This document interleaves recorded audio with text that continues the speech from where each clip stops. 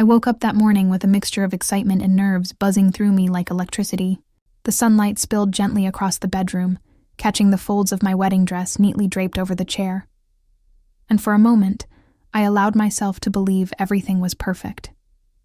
My phone buzzed with messages from friends sending last-minute congratulations, and I smiled, feeling that warmth that comes from being genuinely loved. Downstairs, I heard the faint clink of dishes and quiet voices, my family moving about, unusually polite, almost too careful. As I descended the stairs, my mom greeted me with a smile that seemed genuine on the surface, but carried that familiar edge of superiority. "You look nice," she said, pausing as if she were considering whether to add more. The subtlety of her tone stung, reminding me of all the years I had been compared to my cousin, all the times my achievements had been minimized.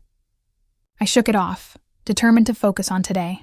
My dad chimed in from the kitchen, commenting on the flowers, but the way he glanced at my cousin made it clear he still held her in higher regard.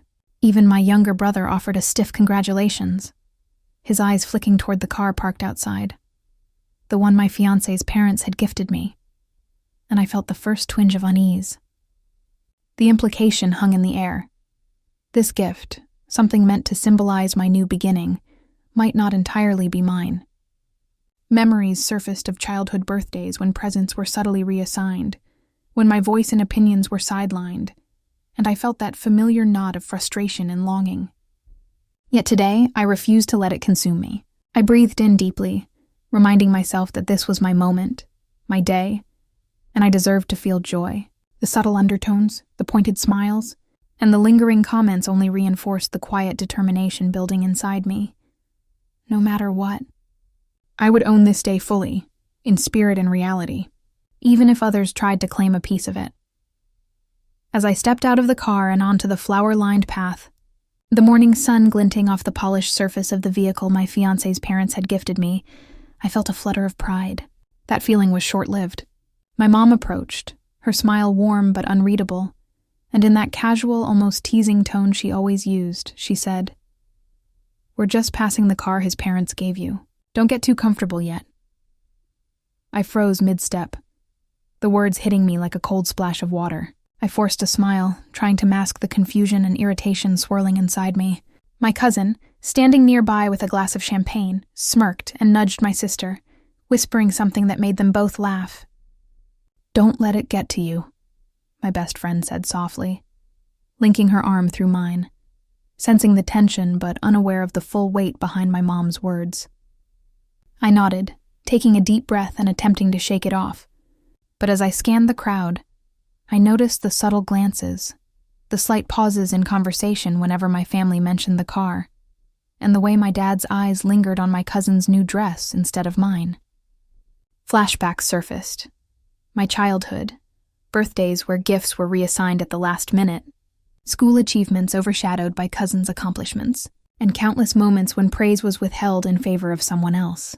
The pattern was unmistakable, etched deep into every family gathering I had ever endured. I clenched my hands at my sides, trying not to let the anger bubble over. Yet beneath the sting, a quiet determination began to build. Today would not be another day where my worth was measured against someone else's. Whatever my family's intentions were, I vowed that I would not let their favoritism define this day, or me. As I adjusted my dress and tried to focus on the laughter and chatter around me, my mind drifted back to countless memories that had shaped my uneasy relationship with my family. I remembered my 10th birthday, when I had painstakingly drawn a poster of my favorite cartoon characters, only to have my mom glance over it and say, "That's nice, but your cousin made something far better." I had forced a smile then, hiding the sting, and I was forcing one now, standing on the threshold of what was supposed to be the happiest day of my life. High school graduations, summer vacations, small achievements, they all carried the same pattern. My efforts quietly diminished, while my sibling or cousin's successes were celebrated loudly, publicly, and without hesitation. I remembered holiday dinners where my favorite dishes were replaced with their preferences, where seating arrangements subtly reinforced who truly belonged. Each flashback brought a surge of empathy for my younger self, the girl who quietly endured favoritism and invisibility, who learned early that her voice would rarely be heard first. And yet it also sparked a simmering anger, a sense of injustice that had never fully dissipated. In those moments, the contrast between our lives was painfully clear. They were given status, attention, and opportunities, while I had to work twice as hard for acknowledgement, only to receive polite nods and half-hearted praise. The class and status tensions ran deeper than material gifts. They were woven into every glance, every word, every decision my family made about who mattered most.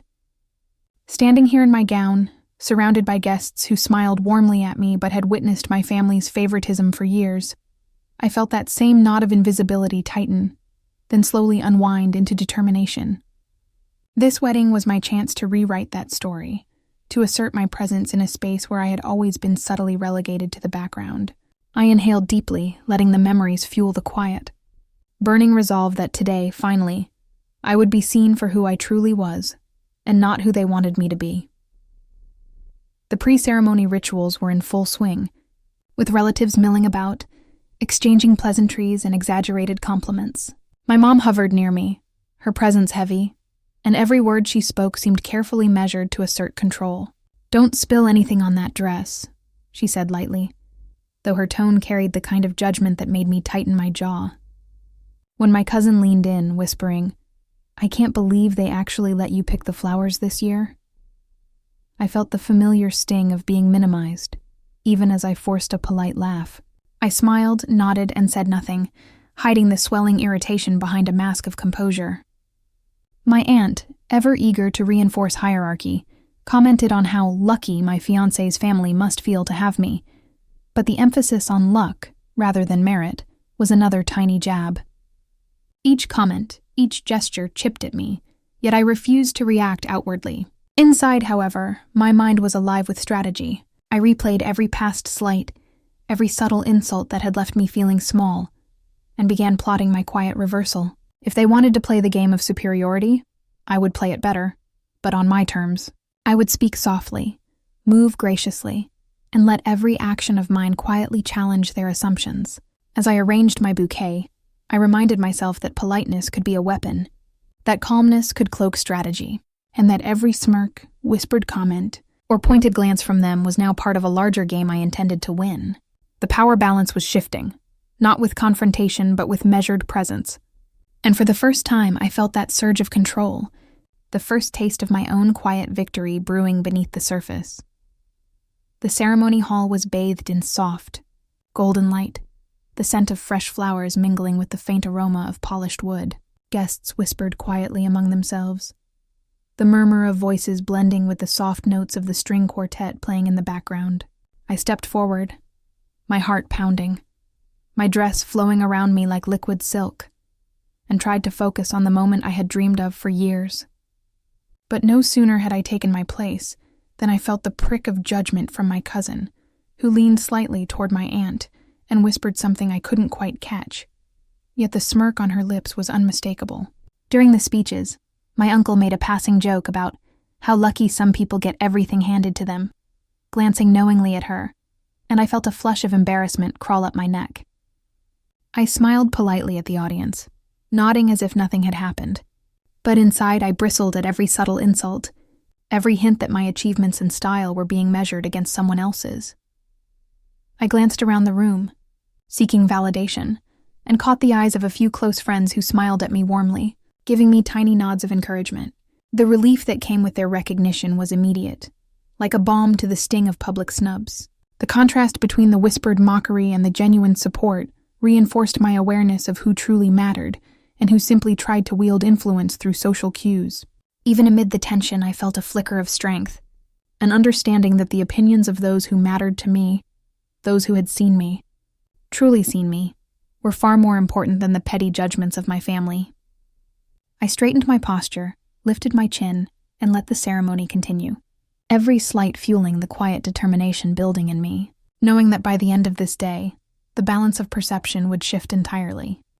When it came time for the gifts, the room felt suddenly smaller, the air thick with expectation and polite murmurs.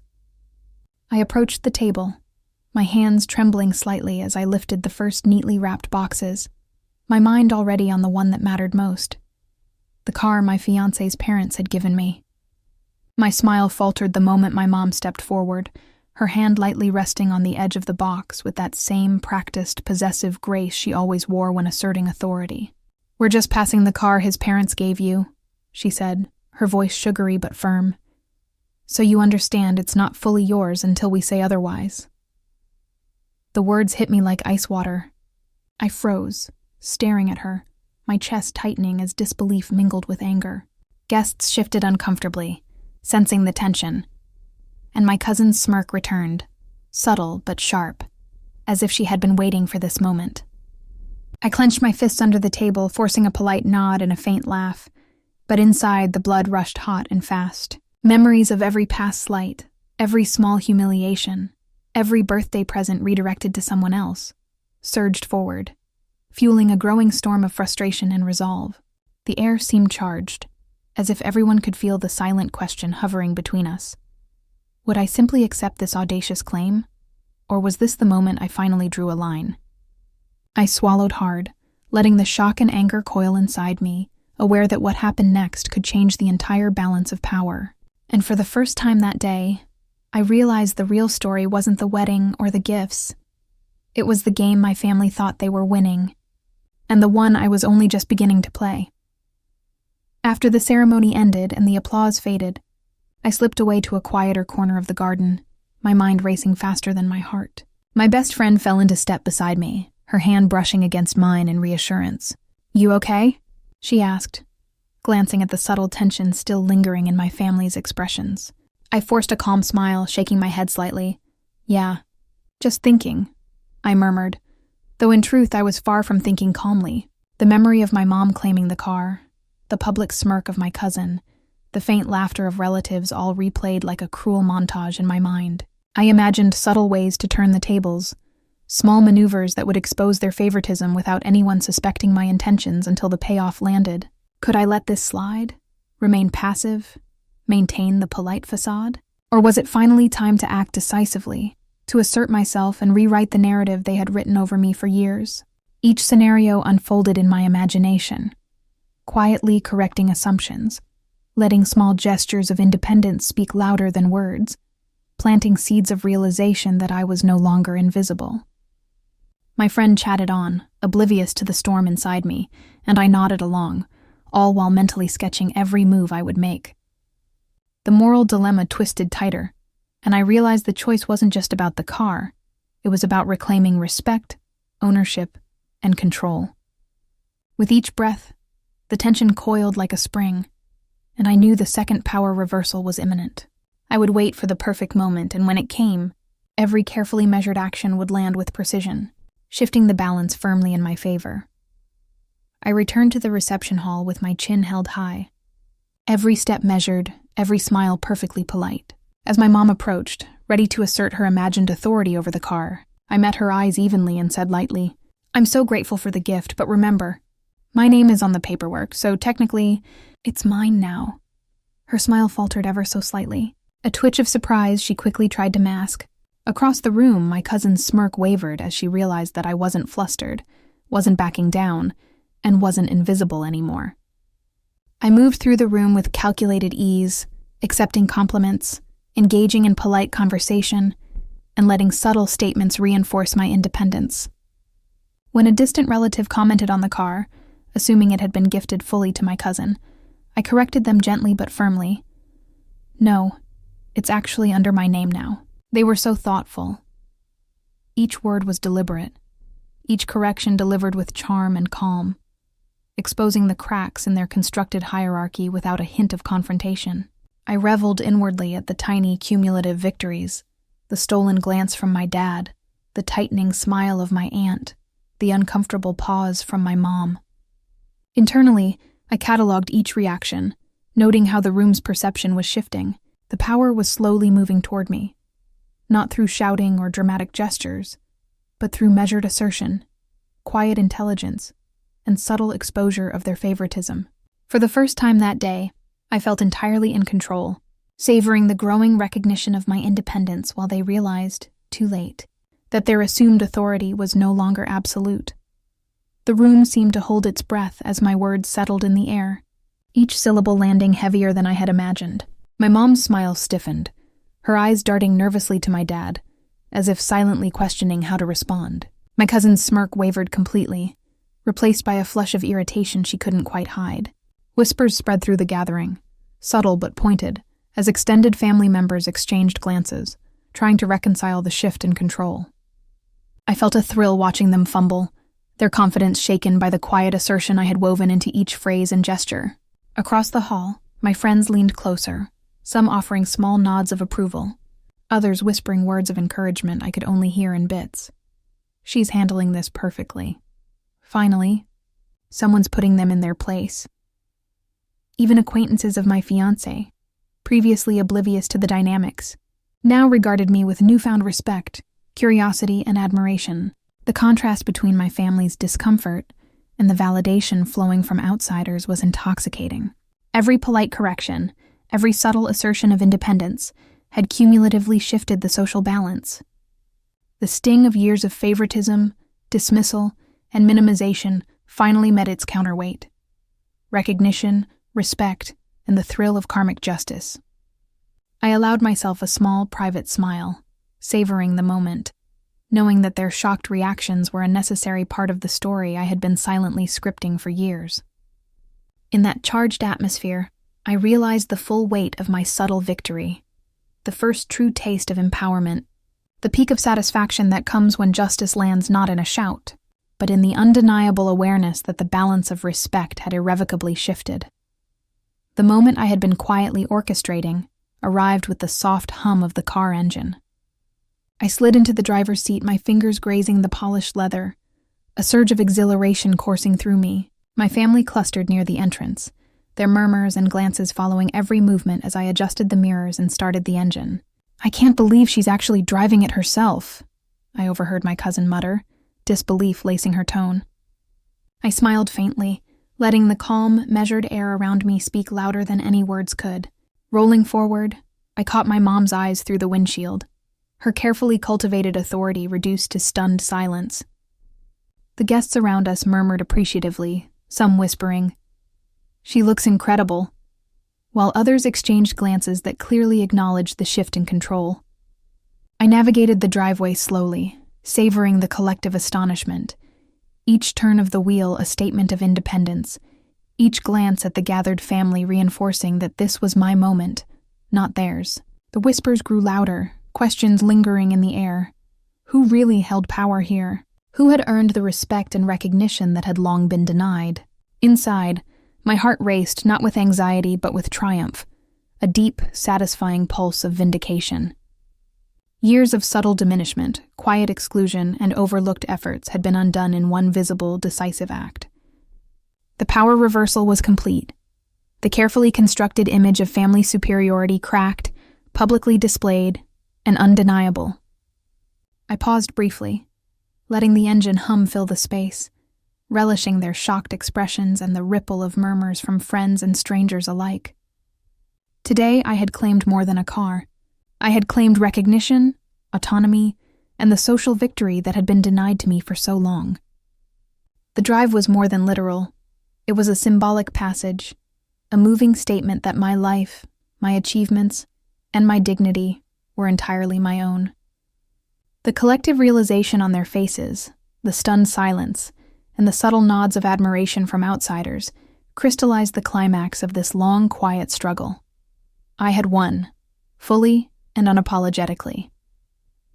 Later that evening, after the last guests had departed and the house grew still, I sank into a quiet corner, letting the adrenaline of the day finally ebb. The polished car sat gleaming outside, a tangible reminder of the independence I had claimed. But more than that, I felt a deeper shift inside myself. Memories of years spent feeling overlooked, undervalued and invisible surfaced, yet instead of pain, they carried a sense of gratitude for the lessons, for the resilience I had cultivated, and for the strength that had finally found its voice. I reflected on each calculated step I had taken today, from measured words to subtle corrections.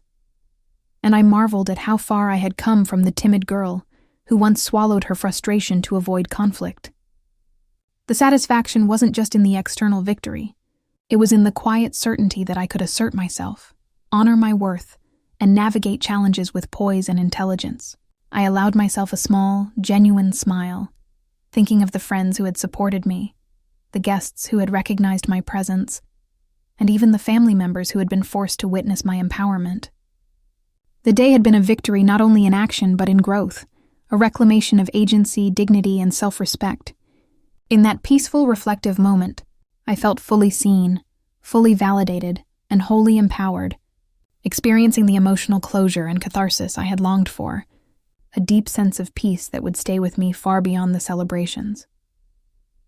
As night settled over the house and the echoes of laughter faded, I found myself thinking about my family, not with anger, but with a bittersweet clarity. I realized that some relationships might never be fully repaired, that the favoritism and long-standing patterns of comparison had left marks too deep to erase entirely. And yet, despite the lingering fractures, I felt a profound sense of justice and independence. Today had been about more than gifts or appearances. It had been about claiming my voice, my worth, and my place in the world on my own terms. I pictured the subtle shifts in perception among those who had doubted me, and a quiet satisfaction warmed me from within. The car, the polite nods, the stunned expressions of my relatives, all were symbols of a truth I had long known. I was capable, deserving, and unshakable. I smiled to myself, imagining the days ahead, free from the weight of their assumptions and expectations. For the first time in years, I felt truly confident, fully in control of my life, and at peace with the knowledge that while I couldn't rewrite the past, I had taken ownership of the present. The relief, the pride, and the self-assured happiness swelled inside me, a quiet triumph that no one could take away, and I knew that this was my story to carry forward, whole, empowered, and unapologetically mine. A week after the wedding, my mom tried one last maneuver, dropping by unannounced with my cousin in tow, clearly hoping to reclaim some imagined authority over the car and, by extension, me. She started with a rehearsed line about checking on how I was managing the gift, her tone dripping with false concern. I greeted them with my usual calm smile and offered them drinks, playing the gracious host. My cousin, trying to be clever, leaned over to suggest they had a claim, but before she could finish, I casually mentioned that the registration and insurance were already in my name, and, by coincidence, the car was parked in a spot reserved for my guests, not theirs. Their expressions twisted in disbelief as a valet rolled up behind me, ready to drive me wherever I wanted, keys in hand. My mom sputtered, grasping at authority that no longer existed, while my cousin tried to save face, only to trip slightly on the curb in front of the gathering, eliciting stifled laughter from the neighbors peeking over the fence. I laughed softly, internally savoring the poetic justice, letting the subtle chaos mark their failed attempt. It was a small, hilarious twist, a public reminder that their efforts to undermine me now backfired, leaving everyone, including them, aware that the balance of power had irreversibly shifted. Sitting quietly in the evening glow, I reflected on everything that had unfolded, the subtle jabs, the whispered doubts, the calculated reversals, and the ultimate triumph. I felt a deep, unshakable sense of self-worth settle within me, a recognition that I had claimed my place not through confrontation, but through patience, intelligence, and courage. Every moment of doubt and every slight from the past had led me here, and for the first time I could look at myself with pride, knowing I had navigated a world stacked against me and emerged stronger, confident, and validated. The satisfaction wasn't just in winning the day or asserting independence. It was in proving to myself that my voice, my decisions, and my dignity mattered. I smiled, letting the quiet warmth of accomplishment fill me, understanding that justice had been served, not as vengeance, but as acknowledgement of my worth. In that stillness, I felt fully empowered, knowing I could face whatever came next with confidence, grace, and the unwavering knowledge that I had finally, fully, and unapologetically claimed my triumph.